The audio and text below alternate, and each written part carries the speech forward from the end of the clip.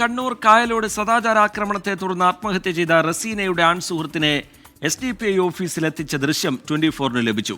SDPI ഓഫീസിൽ വെച്ച് യുവാവിന് വിചാരണ നടത്തി എന്നായിരുന്നു പരാതി. എന്നാൽ യുവാവിന്റെ ബന്ധുക്കളെ വിളിച്ചു വരുത്തി ചർച്ച ചെയ്യുക മാത്രമാണ് ചെയ്തതെന്നാണ് SDPI വിശദീകരണം.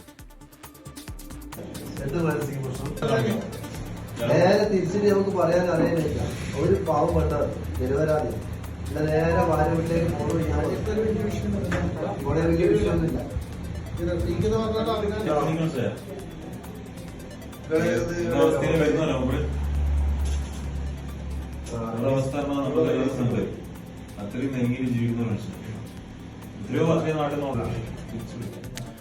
അരുൺ പൂപ്പറമ്പ വിവരങ്ങളുമായി ചേരുന്നുണ്ട് കണ്ണൂരിൽ നിന്ന്. അരുൺ, ഇതിൽ കൂടുതൽ പേർ ഉൾപ്പെട്ടിട്ടുണ്ട് എന്ന വിലയിരുത്തലിലേക്ക് അന്വേഷണം ഇപ്പോൾ എത്തുന്നുണ്ട്.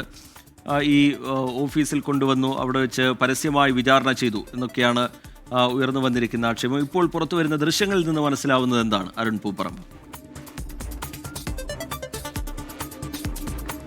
റജിത്ത്, ഇത് പറമ്പായുള്ള SDPI ഓഫീസിൽ നിലവിൽ, അതായത് ഈ സംഭവത്തിന് ശേഷം ഈ സദാചാര ആക്രമണം എന്ന പോലീസ് പറയുന്ന സദാചാര ആക്രമണം നടന്നതിന് ശേഷം ആ യുവാവിനെ ആദ്യഘട്ടത്തിൽ അവിടെ മൈതാനത്ത് എത്തിച്ച് മർദ്ദിച്ചുവെന്നും അതിനുശേഷം ഈ SDPI ഓഫീസിലെത്തിച്ച് വിചാരണ നടത്തി എന്നുമായിരുന്നു ആദ്യഘട്ടത്തിൽ ഉയർന്ന പരാതി അല്ലെങ്കിൽ ആരോപണം.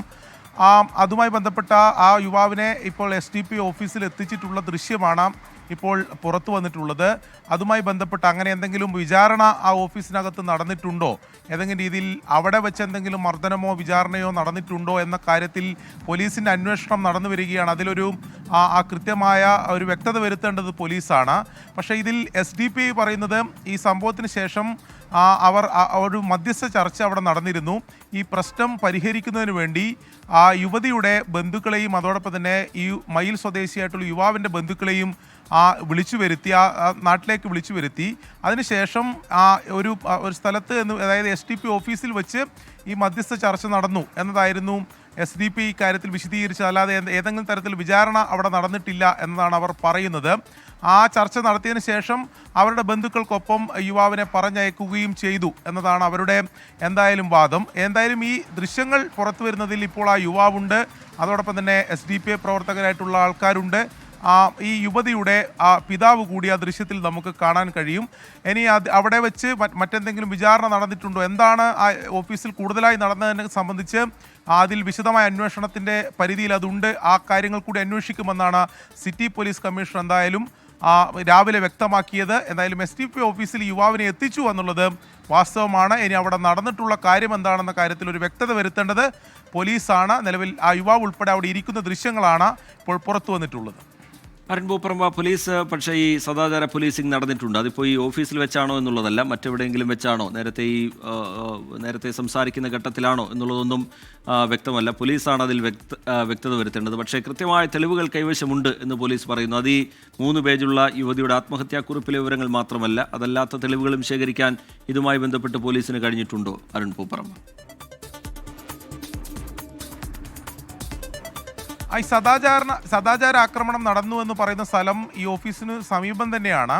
അവിടെ ഒരു മൈതാനം കൂടിയുണ്ട്. ആ ഓഫീസിന് സമീപത്തുള്ള സ്ഥലത്ത് വെച്ച് അവിടെ ഒരു കാറിലിരുന്ന് ഇവർ തമ്മിൽ സംസാരിക്കുകയായിരുന്നു. യുവതിയും അതോടൊപ്പം തന്നെ റസീനയും ആ യുവാവും തമ്മിൽ സംസാരിക്കുകയായിരുന്നു. അതിനിടെയാണ് ഈ പ്രതികളായിട്ടുള്ളവർ അങ്ങോട്ട് എത്തുകയും ഇവരെ ചോദ്യം ചെയ്യുകയും ഭീഷണിപ്പെടുത്തുകയും അവഹേളിക്കുകയൊക്കെ ചെയ്തതെന്നാണ് പോലീസിൻ്റെ കണ്ടെത്തൽ.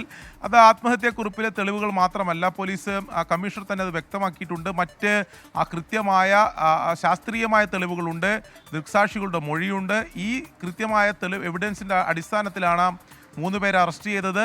അതിൽ കൂടുതൽ പേർ അതിൽ ഇടപെട്ടിട്ടുണ്ട്. അതായത് ഈ സദാചാര ആക്രമണത്തിൽ അത്തരത്തിൽ അവരെ അപമാനിക്കുന്നതിന് വേണ്ടി അവിടെ കൂടുതൽ പേർ എത്തിയിട്ടുണ്ട്.